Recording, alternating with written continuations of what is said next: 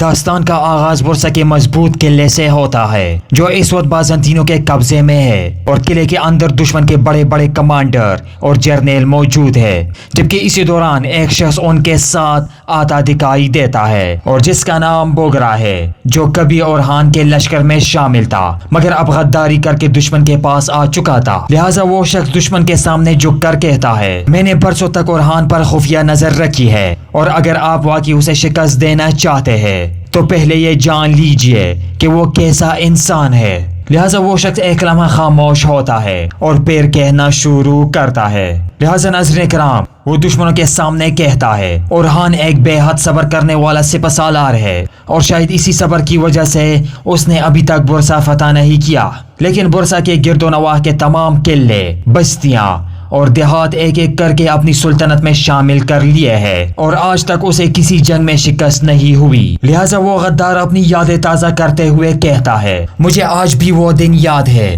جب پہلی مرتبہ میں نے باغ کے پیچھے بھیڑیے کی سانس محسوس کی تھی اور اس دن مجھے لگا کہ جو شکار میرے دانتوں کے درمیان آ چکا تھا وہ کوئی مجھ سے چھین رہا ہے، اور مجھے آج تک سمجھ نہیں آئی کہ اورہان کو میری خفیہ خبر آخر کیسے مل گئی۔ وہ کیسے ہوا کی طرح گھاٹ کی جگہ تک پہنچ گیا۔ ایسا لگا جیسے ایک شاہین اپنے پنجے میرے آدمیوں پر گاڑ چکا ہو اور ہمیں سنبھلنے کا موقع تک نہ ملا، اور ایسا محسوس ہوتا تھا جیسے اس کا اور اس کے والد عثمان غازی کا دل ایک ساتھ دھڑکتا ہو اور جیسے وہ اپنے بھائی علاؤالدین کے ساتھ ایک ہی سانس لیتا ہو۔ ہمارے آدمی زیادہ تھے، ان کے بہت کم، ان کے بچ نکلنے کا کوئی امکان نہیں تھا، مگر اورہان نے اپنے والد کے ساتھ مل کر اپنے بھائی کو گھاٹ سے نکال لیا، اور اس دن مجھے یقین ہو گیا کہ اورہان صرف ایک سردار نہیں بلکہ کئی قبیلوں کی تقدیر ہے، اور وہ اپنے دادا ارطغرل غازی اور اپنے والد عثمان غازی سے بھی مختلف ہے، کیونکہ اس میں سلجوقی سلاطین جیسی عقل، رعب اور بے مثال صبر موجود ہے۔ لہٰذا بوگرا کی بات سن کر دشمن کا کمانڈر غصے سے کہتا ہے، تم یہاں اورہان کی تعریف کرنے آئے ہو؟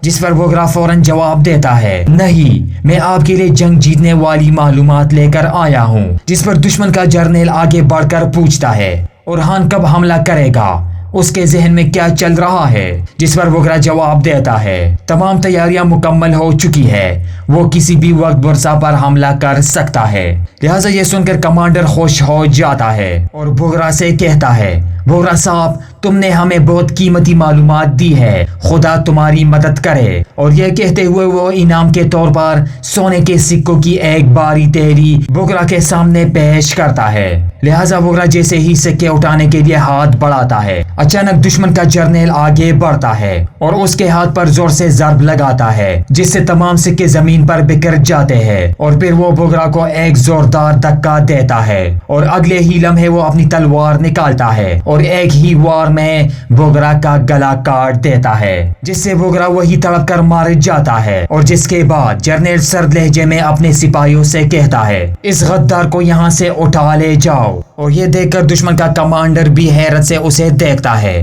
جو اپنے جرنیل کمانڈر سے پوچھتا ہے، فلیوس، یہ تم نے کیا کیا؟ جس پر جرنیل مضبوط آواز میں جواب دیتا ہے، میں ایسے غداروں کے سہارے جنگ نہیں جیتنا چاہتا جو اپنی قوم سے غداری کر سکتا ہے، وہ ایک دن ہمارے ساتھ بھی یہی کرے گا، اور ہمیں اس سے جو لینا تھا ہم لے چکے۔ اگلا منظر اللہ کے نام کی صداؤں سے شروع ہوتا ہے، ہر طرف اللہ اکبر کی آوازیں گونج رہی ہے، اور اسی دوران اورہان اپنے گھوڑے پر سوار لشکر گاہ میں داخل ہوتے ہیں، ان کے چہرے پر گہری سوچ کے آثار نمایاں ہوتے ہیں۔ جس پر خلیل آگے بڑھ کر احترام سے پوچھتا ہے، اورہان صاحب آپ کہاں تھے؟ جس پر اورہان جواب دیتا ہے، اپنے آپ سے باتیں کر رہا تھا خلیل۔ جبکہ اسی دوران لشکر کے دوسرے حصے سے بلند آوازیں آنے لگتی ہے، جہاں پر کئی بڑے سردار آپس میں سخت بحث کر رہے ہوتے ہیں، جن میں سے ایک سردار غصے سے کہتا ہے، چھوڑو بھی، 9 سال سے ہم برسا کی ان کافر دیواروں کے سامنے بیٹھے ہیں، آخر کب تک صبر کرے؟ جس پر دوسرا طنزیہ انداز میں بولتا ہے، تم لوگ تو ہر وقت صبر کی باتیں کرتے رہتے ہو، کوئی حل بھی تلاش کرو۔ اور وہاں اورہان شور کی طرف دیکھتے ہیں اور خلیل سے پوچھتے ہیں، خیر تو ہے؟ جبکہ دوسری طرف بحث مزید شدت اختیار کر لیتی ہے۔ جن میں سے ایک سردار بلند آواز میں کہتا ہے اب وقت آ گیا ہے کہ اس شہر کو فتح کر لیا جائے۔ پھر وہ دیمر بوا کی طرف دیکھ کر کہتا ہے بتاؤ کیا عثمان صاحب ہمارے ساتھ ایسا کرتے تھے؟ جس پر تمام سردار ایک دوسرے پر آواز بلند کرنے لگتے ہیں، جبکہ وہاں خلیل دھیمی آواز میں اورحان سے کہتا ہے جنگ شروع ہونے سے پہلے ہی ہمارے بڑے سردار آپس میں لڑ پڑے ہیں جناب۔ اس پر اورحان ایک گہری سانس لیتے ہیں اور کہتے ہیں جانتے ہو خلیل، یہ سمجھتے ہیں کہ جنگ صرف ان دیواروں کے سامنے لڑی جا رہی ہے، لیکن اصل جنگ تو ہماری مجلس کے اندر جل رہی ہے۔ اور پھر وہ چند لمحے خاموش رہتے ہیں اور کہتے ہیں بتاؤ خلیل، قلعہ فتح کرنا زیادہ مشکل ہے یا اپنے والد کے ان عظیم ساتھیوں کو ایک رائے پر جمع کرنا؟ جس پر خلیل ادب سے جواب دیتا ہے جناب یہی تو آپ کا اصل امتحان ہے۔ جبکہ اگلے سین میں برسا کے قلعے کے اندر ایک شخص بازنطینی سپاہیوں کا لباس پہنے خاموشی سے چل رہا ہوتا ہے، اور وہ دراصل بوران ہوتا ہے جو اورحان بے کا وفادار ساتھی ہے اور جاسوس بن کر قلعے میں داخل ہو چکا ہے۔ لہٰذا وہ ایک سنسان مقام پر پہنچتا ہے اور اپنا چہرہ ڈھانپتا ہے اور ایک کبوتر کو آزاد کر دیتا ہے تاکہ لشکر تک خفیہ پیغام پہنچ جائے۔ اسی دوران دوبارہ لشکرگاہ کا منظر دکھایا جاتا ہے جہاں سرداروں کی بحث ابھی تک جاری ہوتی ہے، جن میں سے ایک سردار غصے سے آواز بلند کرتا ہے آؤ جی صاحب، اگر خوراک کی فراہمی میں یہی غفلت رہی تو لشکر کیسے لڑے گا؟ تمام ضروری سامان وقت پر پہنچ جانا چاہیے تھا۔ جس پر دوسرا سردار فوراً جواب دیتا ہے دمرل 9 سال سے اس لشکر کا پیٹ کون بھر رہا ہے؟ ہم نے اپنے گھروں اور خاندانوں سے دور رہ کر سپاہیوں کو ایک ایک لقمہ پہنچایا ہے، کیا وہ تمہیں تکلیف دیتا ہے؟ لہٰذا دمرل اور دوسرے سرداروں کی بحث شدت اختیار کر جاتی ہے، دونوں ایک دوسرے پر الزامات لگاتے رہتے ہیں، یہاں تک کہ مجلس کا ماحول انتہائی کشیدہ ہو جاتا ہے۔ اور اسی دوران ایک بزرگ سردار غصے سے بلند آواز میں کہتے ہیں بس بہت ہو گیا، یہ کیا بدتمیزی ہے، یہ کیا بے ادبی ہے، عثمان صاحب کے خاص ساتھیوں کے ساتھ اس طرح بات کی جاتی ہے؟ جس پر دوسرا سردار فوراً جواب دیتا ہے عبداللہ صاحب، جب تک ہم زندہ ہے کوئی آپ کی بے عزتی نہیں کر سکتا۔ جبکہ اسی لمحے اورحان شور کی آواز سن کر اپنی خیمہ گاہ سے باہر نکلتے ہیں اور تیز قدموں سے مجلس کی طرف بڑھتے ہیں، اور جیسے ہی سب کی نظر ان پر پڑتی ہے ہر طرف خاموشی چھا جاتی ہے۔ تمام سردار احتراماً کھڑے ہو جاتے ہیں اور اورحان نہایت پرسکون لہجے میں ایک ایک بزرگ کا نام لیتے ہوئے کہتے ہیں معاف کیجئے بے کھوجا، معاف کیجئے ترگت الف بمسی بیرک عبدالرحمن غازی، اور معاف کیجئے میرے دادا ارطغرل غازی۔ لہٰذا یہ الفاظ سن کر تمام سردار حیرت سے ایک دوسرے کا چہرہ دیکھنے لگتے ہیں۔ جس پر اورحان دوبارہ بولتے ہیں ہم نے مال غنیمت حاصل کیا، بے شمار جنگیں لڑی، قلعے فتح کیے، لیکن ایک چیز کو بیٹھے ہم اپنا بھائی چارہ بھول گئے، ہم نے قربانی کا جذبہ کو دیا، اس لیے میں آپ سب سے معافی مانگتا ہوں۔ جس پر تمام سردار ایک آواز میں کہتے ہیں ہم نے آپ کو معاف کیا جناب۔ اورحان فوراً جواب دیتے ہیں مجھ سے نہیں، ان شہیدوں سے معافی مانگیے جنہوں نے اس راہ میں جانیں قربان کیے، غازی عثمان صاحب سے معافی مانگے جنہوں نے اس سلطنت کی بنیاد رکھی۔ جس پر ایک سردار آگے بڑھ کر کہتے ہیں اورحان صاحب کیا شہید اور غازی ہمیں معاف کر دیں گے؟ جس پر اورحان جواب دیتے ہیں ان کے نزدیک ہماری گردن ایک بال سے بھی زیادہ باریک ہے، اور اگر ہم اپنے فرض میں کوتاہی کریں گے تو ہم ان کے سامنے کیا جواب دیں گے؟ جس پر وہ سردار دوبارہ کہتے ہیں لیکن ہمارا قصور کیا ہے؟ 9 سال سے ہم برسا کا محاصرہ کیے بیٹھے ہیں، ارد گرد کے تمام علاقے فتح کر چکے ہیں، پھر بھی اس قلعے کو کیوں نہیں گراتے؟ کافروں کے سروں کو کیوں نہیں کاٹ دیتے؟ آخر کب تک انتظار کریں گے؟ جس پر مجلس میں مکمل خاموشی چھا جاتی ہے اور اورحان سب کی طرف دیکھتے ہیں اور پھر پراعتماد لہجے میں اعلان کرتے ہیں آج رات برسا کے دروازے مکمل طور پر ہمارے لیے کھل جائیں گے۔ لہٰذا یہ سنتے ہی تمام سردار حیران رہ جاتے ہیں کہ آج رات کیسے؟ آخر یہ کیسے ممکن ہے؟ جس پر ایک سردار حیرت سے پوچھتے ہیں اورحان صاحب یہ کیسے ہوگا؟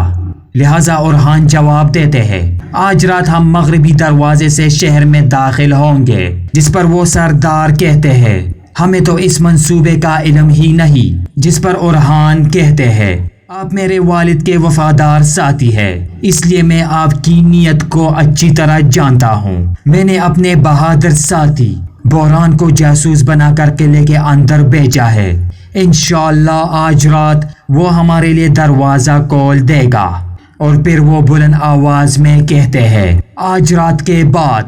غازی بھی سکون پائیں گے، مائیں بھی، بہنیں بھی، اور برسوں سے بورسا کی فتح کا انتظار کرنے والے سب لوگ بھی۔ جس پر وہ سردار پوچھتے ہیں اگر بحران کامیاب نہ ہو سکا تو؟ لہٰذا اورہان کہتے ہیں میرے والد، میرے دادا اور ہمارے تمام بزرگ ہمیشہ کہتے تھے قدم ہماری طرف سے ہوتا ہے مگر فتح اللہ کی طرف سے ہوتی ہے۔ اور پھر وہ بلند آواز میں حکم دیتے ہیں تیاری کرو، آج رات پوری فوج مہم پر روانہ ہوگی، یا شہید یا غازی۔ جس پر تمام سپاہی ایک آواز میں نعرہ بلند کرتے ہیں یا شہید یا غازی، اللہ اکبر۔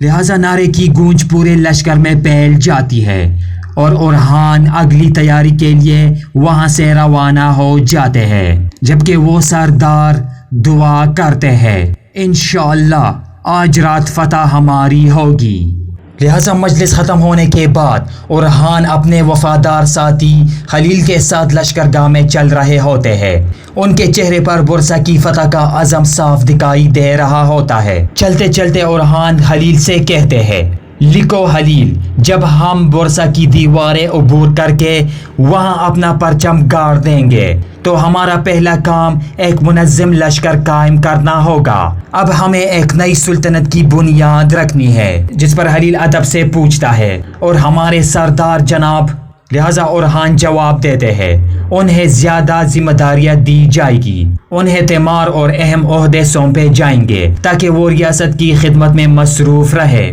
چاہے جنگ ہو یا امن۔ ان کے پاس اتنا کام ہوگا کہ انہیں آپس کے اختلافات کا وقت ہی نہیں ملے گا۔ اور پھر وہ پر اعتماد انداز میں اپنی بات جاری رکھتے ہیں ہم وزارت کا مضبوط نظام قائم کریں گے، اپنا خاص سکہ جاری کریں گے اور نئی نئی سرزمینیں فتح کریں گے۔ ہم ایسی عظیم سلطنت قائم کریں گے جہاں تمام مسلمانوں اور غیر مسلموں یعنی 72 قوموں کو انصاف ملے گا۔ جس پر خلیل مسکراتے ہوئے کہتا ہے یوں کہے جناب، ہم انسانیت پر ایک نئے سورج کی طرح طلوع ہوں گے۔ جس پر اورہان کہتے ہیں اگر ہم مضبوط نظام قائم نہ کر سکے تو یہ سلطنت بھی ایک دن بکھر جائے گی، کیونکہ سلطنت صرف تلوار سے نہیں بلکہ انصاف اور نظم سے قائم رہتی ہے۔ جبکہ اگلے سین میں منظر کایوباسی کی طرف منتقل ہوتا ہے جہاں عثمان غازی اپنے دونوں پوتوں سلیمان اور قاسم کو میدان میں جنگی مشق کرا رہے ہوتے ہیں، جہاں پر دونوں لکڑی کی تلواروں سے ایک دوسرے کے مقابلے میں کھڑے ہوتے ہیں اور عثمان غازی انہیں سمجھاتے ہوئے کہتے ہیں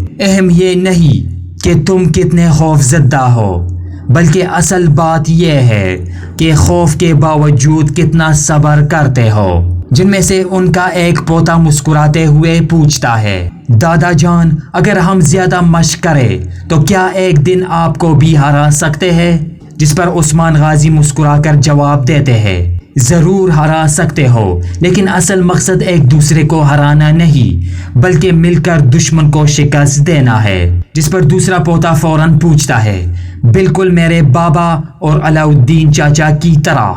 جس پر عثمان غازی محبت سے جواب دیتے ہیں ہاں بالکل میرے اورہان اور علاؤالدین کی طرح۔ لہٰذا یہ کہہ کر وہ دونوں بچوں سے فرماتے ہیں اب مشق جاری رکھو۔ جبکہ دور کڑی بالا خاتون یعنی عثمان غازی کی اہلیہ اپنے پوتوں کو دیکھ کر مسکراتی ہے اور کہتی ہے ماشاءاللہ میرے پوتوں کو دیکھیے، شکر ہے میرے رب کا جس نے ہمیں یہ دن بھی دکھایا۔ لہٰذا بالا خاتون اپنے پوتوں کو محبت بری نظروں سے دیکھ رہی ہوتی ہے اور اسی دوران ان کی بیٹی حفصہ خاتون اپنی والدہ سے پوچھتی ہے امی جان، عثمان صاحب خود برسا کیوں نہیں جاتے؟ وہ اپنے پوتوں کو جنگی مشقیں کیوں کروا رہے ہیں؟ جس پر بالا خاتون مسکراتے ہوئے جواب دیتی ہے، تمہارے والد چاہتے ہیں کہ برسا کی فتح ان کے بیٹوں اورحان اور علاء الدین کے نصیب میں لکھی جائے۔ وہ چاہتے ہیں کہ تمام سردار بھی انہی کی قیادت کو قبول کرے، کیونکہ اصل سردار وہی ہوتا ہے جو اپنی ریاست کو آنے والی نسلوں تک مضبوطی سے پہنچائے۔ جبکہ اسی دوران عثمان غازی اچانک اپنے پوتوں کو آواز دیتے ہیں، رکو رکو رکو۔ ان میں سے ایک پوتے کے ہاتھ سے تلوار نیچے گر جاتی ہے، جس پر عثمان غازی آگے بڑھتے ہیں اور اسے سمجھاتے ہوئے کہتے ہیں، اگر دشمن بھی تم پر اس طرح حملہ کرے تو تمہیں اپنا قدم اس طرح مضبوط رکھنا ہوگا۔ مگر جیسے ہی وہ جھک کر طریقہ سمجھانے لگتے ہیں، اچانک ان کے زخمی پاؤں میں شدید درد اٹھتا ہے۔ وہ تکلیف سے رک جاتے ہیں اور یہ دیکھ کر گھر والے فوراً ان کی طرف دوڑتے ہیں اور سہارا دے کر انہیں اندر لے جاتے ہیں۔ پانی پلانے کے بعد بالا خاتون اپنے پوتوں سے کہتی ہے، جانتے ہو تمہارے دادا کا پاؤں کبھی کبھی کیوں دکھتا ہے؟ کیونکہ وہ اپنے والد ارطغرل غازی کی امانت یعنی اس عظیم سلطنت کا سارا بوجھ اپنے کندھوں پر اٹھائے ہوئے ہے۔ اسی لمحے عثمان غازی مسکراتے ہوئے کہتے ہیں، صرف سلطنت کا نہیں، 1000 سالہ ہجرت کا بوجھ بھی، لیکن ایک دن یہ بوجھ تم دونوں اٹھاؤ گے۔ بالا خاتون بچوں سے کہتی ہے، بس آج کی مشق کافی ہے، اور پھر وہ حفصہ خاتون سے کہتی ہے، سلیمان اور قاسم کو خیمے میں لے جاؤ، جس پر حفصہ دونوں بچوں کو ساتھ لے کر چلی جاتی ہے۔ اور جس کے بعد بالا خاتون عثمان غازی سے کہتی ہے، آئیے خیمے میں چلتے ہیں، آپ کے پاؤں پر تیل لگا دیتی ہوں۔ جس پر عثمان غازی ہلکی سی مسکراہٹ کے ساتھ جواب دیتے ہیں، 10 بار سے یہی تکلیف میرے ساتھ ہے۔ جس پر بالا خاتون کہتی ہے، ایسی بات نہ کیجیے، ابھی تو ہم دونوں ایک ساتھ برسا بھی جائیں گے۔ لہٰذا عثمان غازی ایک گہری سانس لیتے ہیں اور آہستہ سے کہتے ہیں، برسا، ایک قدم جتنا قریب مگر ایک عمر جتنا دور۔ اور اسی لمحے ایک گھڑ سوار تیزی سے وہاں داخل ہوتا ہے، لہٰذا وہ گھوڑے سے اتر کر خوشی سے عثمان غازی کے سامنے آتا ہے اور خوشی سے کہتا ہے، جناب، برسا سے خوشخبری آئی ہے، اورحان صاحب آج رات مغربی دروازے سے شہر میں داخل ہوں گے۔ لہٰذا یہ سنتے ہی عثمان غازی اور بالا خاتون کے چہروں پر خوشی چھا جاتی ہے، اور عثمان غازی فوراً کھڑے ہو کر مسکراتے ہوئے کہتے ہیں، واہ میرے شیر بوران، واہ میرے شیر، تو کامیاب ہو گیا۔ جس پر وہ شخص جواب دیتا ہے، جی جناب، بوران اپنا کام کامیابی سے انجام دے چکا ہے۔ جس پر عثمان غازی آسمان کی طرف دیکھ کر دعا کرتے ہیں، ہماری دعائیں بھی اس کے ساتھ ہے اور ہمارا دل بھی، لیکن اپنے والد سے اجازت لینا ایک بات ہے اور اپنے سرداروں کی تعریف حاصل کرنا دوسری، اور اگر اورحان برسا کو جلائے بغیر، تباہ کیے بغیر اپنے وعدے کے مطابق فتح کر لیتا ہے تو اس سے بڑی کامیابی کوئی نہیں ہوگی۔ اور پھر چند لمحے خاموش رہ کر وہ کہتے ہیں، اور اگر ایسا نہ بھی ہو سکا تب بھی ہم اللہ کی رضا پر راضی رہیں گے۔ جبکہ اگلے سین میں رات کی تاریخ پورے برسا پر چھا چکی تھی، جہاں قلعے کی بلند و بالا فصیلوں پر دشمن کے پہرے دار کھڑے تھے، جبکہ قلعے کے مغربی دروازے کے باہر اورحان اپنے منتخب جانباز سپاہیوں کے ساتھ خاموشی سے انتظار کر رہے تھے۔ ان کے ساتھ علاء الدین اور دوسرے غازی بھی موجود تھے، اور سب کی نظریں قلعے کے دروازے پر جمی ہوئی تھی، کیونکہ اندر موجود بوران کو آج رات دروازہ کھولنا تھا۔ بوران آواز قدموں سے دروازے کی طرف بڑھتا ہے اور آہستہ سے کہتا ہے، یا اللہ، بسم اللہ۔ لہٰذا وہ دروازے کے قریب پہنچتا ہی ہے کہ اچانک وہاں پر کڑے بازنطینی سپاہی اس کے سامنے آ جاتے ہیں، جن میں سے ایک سپاہی سخت لہجے میں پوچھتا ہے، رک جاؤ، کون ہو تم، کہاں جا رہے ہو؟ جبکہ دوسرا پھر بلند آواز میں کہتا ہے، میں نے پوچھا کہاں جا رہے ہو؟ لہٰذا اب مزید چھپنا ممکن نہیں تھا، تو بوران فوراً اپنی تلوار کھینچ لیتا ہے اور پوری قوت سے دشمن پر ٹوٹ پڑتا ہے، اور چند ہی لمحوں میں کئی سپاہی اس کی تلوار کا شکار ہو جاتے ہیں۔ جس کے بعد بوران فوراً دروازے کی طرف بڑھتا ہے اور اسے کھولنے کی کوشش کرتا ہے، لیکن اسی لمحے فصیل پر موجود ایک تیر انداز اس پر تیر چلا دیتا ہے، لہذا تیر اس کے جسم میں پیوست ہو جاتا ہے، لیکن شدید زخمی ہونے کے باوجود بوران ہمت نہیں ہارتا۔ وہ تکلیف برداشت کرتے ہوئے دروازے کی زنجیر کھول دیتا ہے اور دروازہ کھلتے ہی وہ اپنے ہاتھ میں جلتی ہوئی مشعل بلند کر کے باہر موجود اورہان کو اشارہ دیتا ہے۔ لہذا قلعے کے باہر ایک سپاہی خوشی سے کہتا ہے، جناب بوران، وہ کامیاب ہو گیا، جس پر اورہان چند لمحے قلعے کی طرف دیکھتے ہیں، پھر اپنے سپاہیوں سے کہتے ہیں، ابھی نہیں، میرے اشارے کا انتظار کرو، ہم پورے شہر کو ایک ہی لمحے میں خبردار نہیں کرنا چاہتے۔ جبکہ وہاں بوران مسلسل مشعل لہرا کر اشارہ دے رہا ہوتا ہے اور آخر کار اورہان اپنی تلوار بلند کرتے ہیں اور پرجوش آواز میں حکم دیتے ہیں، وقت آ گیا ہے، آگے بڑھو۔ لہذا اورہان اپنے منتخب غازیوں کے ساتھ قلعے کی طرف دوڑ پڑتے ہیں، جبکہ باقی دستوں کو وہی انتظار کا حکم دیتے ہیں، جہاں علاؤالدین خوشی سے کہتے ہیں، الحمدللہ، بوران صاحب دروازہ کھولنے میں کامیاب ہو گئے۔ مگر ایک تجربہ کار غازی فوراً کہتا ہے، علاؤالدین صاحب، شکر ادا کرنے کا وقت ابھی نہیں آیا، اصل امتحان ابھی شروع ہوگا۔ اور پھر وہ تمام سپاہیوں کو حکم دیتا ہے، سپاہیوں، اورہان صاحب کے اشارے پر حملہ ہوگا، سب تیار رہو۔ جبکہ اسی دوران اورہان اپنے غازیوں کے ساتھ قلعے کے اندر داخل ہونے لگتے ہیں۔ لہذا اورہان اپنے منتخب غازیوں کے ساتھ قلعے کے اندر داخل ہونے ہی والے تھے کہ اچانک وسیلوں پر موجود چھپے بازنطینی تیر انداز بوران کو دوبارہ اپنا نشانہ بنا لیتے ہیں، جن میں سے ایک کے بعد ایک کئی تیر بوران کے جسم میں پیوست ہو جاتے ہیں، جس سے وہ شدید زخمی ہونے کے باوجود ہمت نہیں ہارتا اور ایک ہاتھ میں مشعل تامے جبکہ دوسرے ہاتھ میں تلوار لیے مسلسل دشمن کا مقابلہ کر رہا ہوتا ہے۔ جبکہ قلعے کے باہر کھڑے غازی اختیار پکار اٹھتے ہیں، بوران صاحب، لیکن بوران کسی کی آواز نہیں سنتا اور وہ بلند آواز میں دشمن کو للکارتا رہتا ہے کہ آؤ اے کافرو، اللہ اکبر، اور یہ نعرہ لگاتے ہی وہ پھر دشمن پر ٹوٹ پڑتا ہے اور دشمن کے کئی سپاہیوں کو مار گراتا ہے۔ جبکہ اسی دوران اورہان اپنے سپاہیوں کے ساتھ قلعے کے اندر داخل ہو جاتے ہیں، جہاں پر ہر طرف تلواروں کی جھنکار گونجنے لگتی ہے۔ غازی اللہ اکبر کے نعرے لگاتے ہوئے دشمن پر ٹوٹ پڑتے ہیں اور قلعے کے صحن میں شدید جنگ چڑھ جاتی ہے۔ جبکہ ادھر بوران کے جسم میں مزید تیر لگتے ہیں اور خون زیادہ بہنے کی وجہ سے وہ لڑکھڑا کر زمین پر گرنے لگتا ہے۔ جبکہ اسی لمحے دشمن کے چند سپاہی اسے پکڑ لیتے ہیں اور گھسیٹتے ہوئے اپنے ساتھ لے جاتے ہیں، یعنی گرفتار کر لیتے ہیں۔ اور وہاں پر موجود اورہان کی نظریں جب بوران پر پڑتی ہے تو ان کے چہرے پر شدید غصہ اور بے بسی نمایاں ہو جاتی ہے،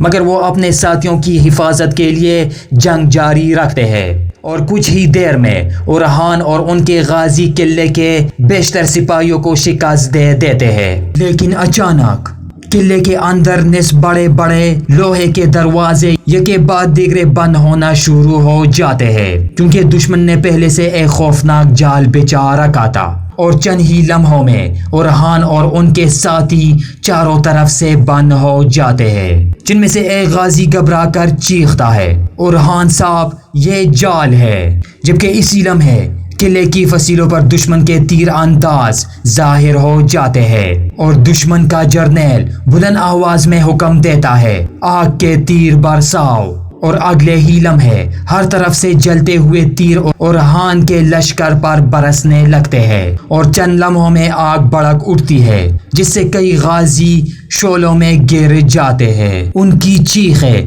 پورے قلعے میں گونجنے لگتی ہے اور وہاں پر کھڑا اورہان اپنے زخمی ساتھیوں کو بچانے کی پوری کوشش کرتے ہیں، لیکن آگ اتنی شدید ہوتی ہے کہ وہ بے بس ہو جاتے ہیں۔ جبکہ قلعے کے باہر انتظار کرنے والے علاؤالدین اور دوسرے غازی بھی آگ کے شعلے دیکھ کر پریشان ہو جاتے ہیں، جس پر علاؤالدین بے اختیار پکار اٹھتے ہیں، یہ کیا ہو گیا؟ لہٰذا قلعے کے اندر ہر طرف آگ ہی آگ پھیل چکی تھی، شعلے آسمان سے باتیں کر رہے تھے اور دھواں پورے قلعے میں بھر گیا تھا۔ اورحان اپنے زخمی سپاہیوں کو بچانے کی کوشش کر رہے تھے، مگر دشمن مسلسل فصیلوں سے آگ والے تیر برسا رہا تھا اور قلعے کے باہر علاؤالدین بے چینی سے دروازے کی طرف دیکھتے ہوئے کہتے ہیں، لوہے کی سلاخیں لے آؤ جلدی، جبکہ دوسرا غازی بلند آواز میں حکم دیتا ہے، سپاہیوں حملہ کرو، اللہ اکبر، جس پر تمام غازی دروازے کی طرف دوڑ پڑتے ہیں، لیکن مضبوط لوہے کا دروازہ ان کا راستہ روک لیتا ہے، جبکہ اوپر سے دشمن ان پر بھی آگ کے تیر برسانا شروع کر دیتے ہیں۔ لیکن اس کے باوجود غازی پیچھے نہیں ہٹتے، وہ ڈالوں کی اوٹ میں آگے بڑھتے ہیں اور فصیلوں پر موجود کئی تیر اندازوں کو تیر مار کر ختم کر دیتے ہیں، جبکہ ادھر قلعے کے اندر اورحان چند لمحوں کے لیے خاموش کھڑے رہ جاتے ہیں۔ ان کی آنکھوں کے سامنے اپنے سپاہیوں کی شہادت کا منظر تھا اور اچانک ایک زخمی غازی چیختا ہے، جناب جناب، ہم جل رہے ہیں، اس پر اورحان فوراً اس کی طرف دوڑتے ہیں اور اپنے ہاتھوں سے اس کے جسم پر لگی آگ بجھانے لگتے ہیں، جبکہ اسی دوران دشمن کے مزید آگ والے تیر ان کی طرف آنے لگتے ہیں اور باہر موجود علاؤالدین اپنے سپاہیوں کے ساتھ پوری طاقت سے دروازہ توڑنے کی کوشش کرتے ہیں اور کئی بار ضربے لگانے کے بعد آخر کار دروازہ کا ایک حصہ ٹوٹ جاتا ہے، جس سے غازی ایک ایک کر کے اندر داخل ہونا شروع ہو جاتے ہیں،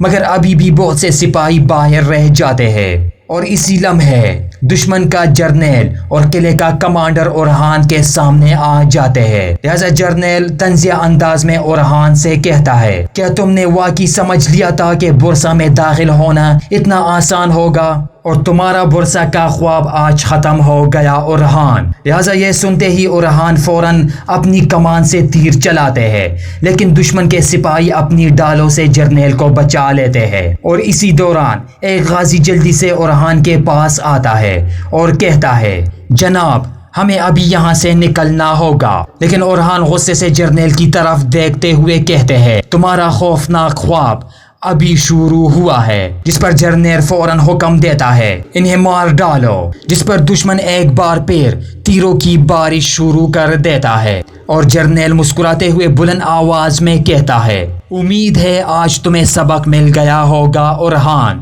جبکہ قلعے کا کمانڈر آگ کے بلند شعلوں کو دیکھ کر فخر سے کہتا ہے، یہ میری زندگی کا سب سے خوبصورت منظر ہے، جبکہ اسی دوران اللہ کے فضل سے باہر موجود مزید عثمانی غازی دروازہ توڑ کر اندر داخل ہونے میں کامیاب ہو جاتے ہیں اور وہ اپنے ساتھیوں کی مدد کرتے ہیں اور شدید لڑائی کے بعد اورحان اور زخمی غازیوں کو قلعے سے نکال کر محفوظ طریقے سے لشکرگاہ واپس لے آتے ہیں۔ لیکن اورحان خاموش تھے، کیونکہ ان کی آنکھوں کے سامنے بار بار آگ میں جلتے اپنے جانباز سپاہیوں اور زخمی بوران کا منظر گھوم رہا تھا۔ لہٰذا رات گزر چکی تھی، عثمان لشکر اپنے کیمپ میں واپس آ چکا تھا، ہر طرف زخمی غازیوں کی آہیں، حکیموں کی آوازیں اور شہیدوں کے لیے دعائیں سنائی دے رہی تھی، لیکن اورحان خاموش کھڑے تھے، ان کی آنکھوں کے سامنے بار بار وہی منظر آ رہا تھا،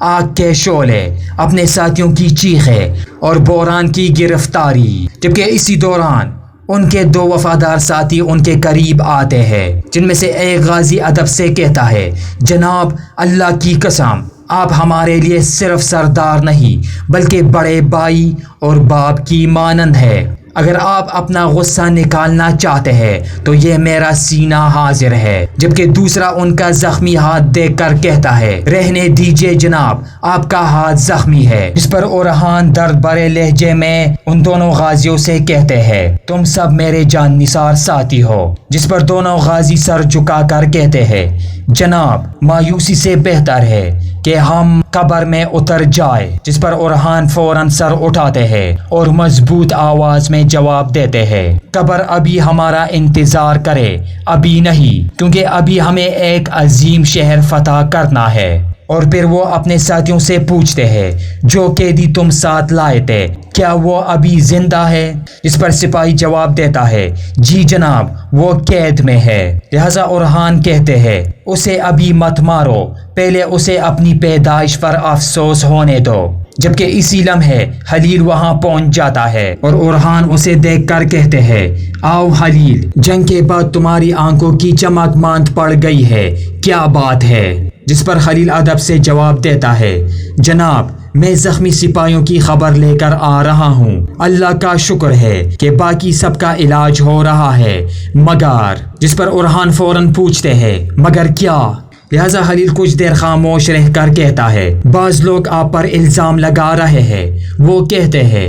کہ اتنے برسوں کی محنت کا یہ انجام نہیں ہونا چاہیے تھا اور آپ نے بغیر پوری احتیاط کے قدم اٹھایا۔ لہٰذا یہ سنتے ہی اورہان کے چہرے پر سختی آ جاتی ہے اور وہ پرعزم لہجے میں کہتے ہیں جس کا جو حق ہے اسے وہی ملے گا خلیل، اگر کوئی بغاوت کرے گا تو اس کی سزا بھی اسے ملے گی۔ کیا ہم نے اس راستے پر قسم کھا کر قدم نہیں رکھا تھا؟ اور کیا ہماری روایت میں عہد توڑنا جائز ہے؟ جبکہ اسی دوران ایک شدید زخمی غازی آخری سانس لیتا ہے اور شہادت پاتا ہے، جس پر اورہان فوراً اسے دیکھتے ہیں اور آہستہ سے پڑھتے ہیں ان للہ و انا الیہ راجعون،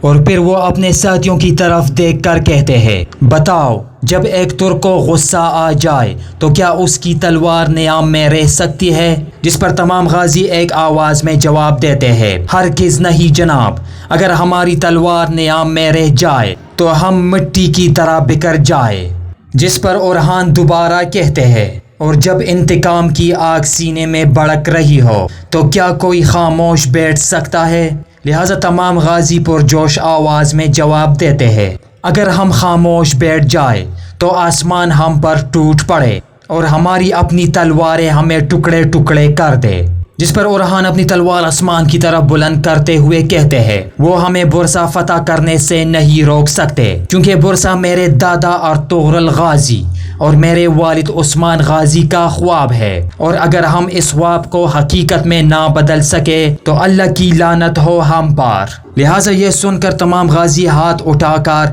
ایک آواز میں کہتے ہیں آمین۔ جس پر اورہان پھر اپنے ساتھیوں کو حکم دیتے ہیں اب جاؤ اس گرفتار کمانڈر سے وہ سب کچھ اگلوا لو جو وہ جانتا ہے، کیونکہ اس کے پاس ہمارے بہت سے سوالوں کے جواب موجود ہے۔ جس پر تمام سپاہی ادب سے جواب دیتے ہیں جو حکم جناب۔ لہٰذا اورہان آخری بار اپنے ساتھیوں کی طرف دیکھتے ہوئے کہتے ہیں یاد رکھو انتقام سے پیچھے ہٹنا ہمیں زیب نہیں دیتا کہ دشمن کو اس کی دھوکے بازی کی قیمت چکائی جائے، اور یہ کہہ کر اورہان آگے بڑھ جاتے ہیں، جبکہ خلیل اور دوسرے غازی بھی ان کے حکم کی تعمیل کے لیے روانہ ہو جاتے ہیں۔ اور اس طرح رات کی تاریکی میں عثمانی لشکر ایک نئے عزم، نئے حوصلے اور برسا کی فتح کے نئے منصوبے کے ساتھ اگلے مرحلے کی تیاری شروع کر دیتے ہیں۔